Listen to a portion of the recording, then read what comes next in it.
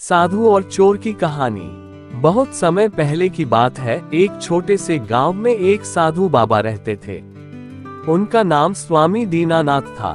वे अत्यंत शांत और सरल थे और हमेशा अपने समय का अधिकतर हिस्सा ध्यान और भिक्षाटन में बिताते थे।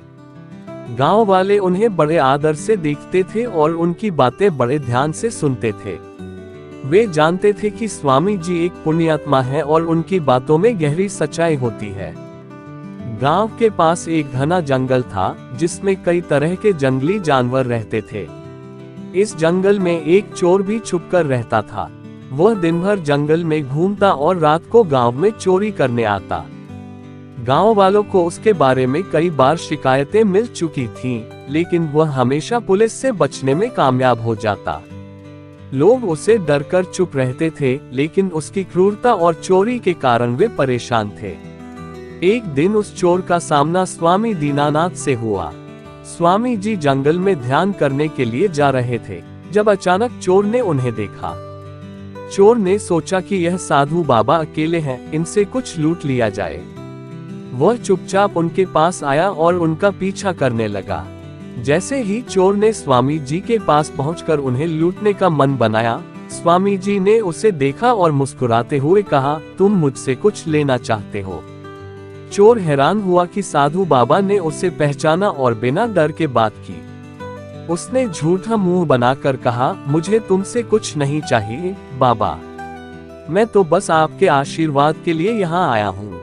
स्वामी जी मुस्कुराए और बोले, आशीर्वाद की बात ठीक है, लेकिन तुम्हारी आंखों में छिपी हुई लालच और चोरी की भावना मुझे साफ दिखाई दे रही है। तुम क्या चाहते हो यह मुझे पता है। अगर तुम मुझसे सच में कुछ चाहते हो तो मैं तुम्हें एक ऐसी चीज दे सकता हूँ जो तुम्हारी जीवन की सबसे बड़ी संपत्ति बन जाएगी। चोर थोड़ा चौंका, लेकिन उसने कुछ नहीं कहा।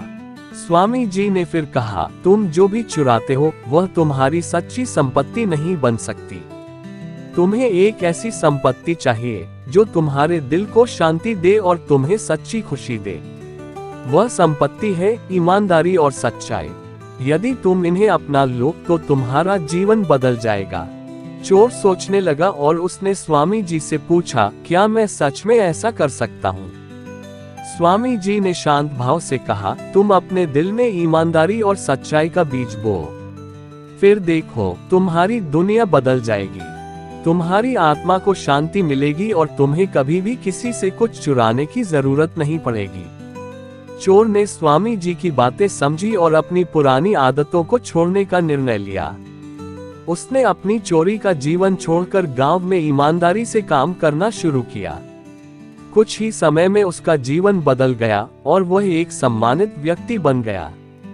कहानी से शिक्षा, ईमानदारी और सच्चाई से बड़ा कोई धन नहीं होता।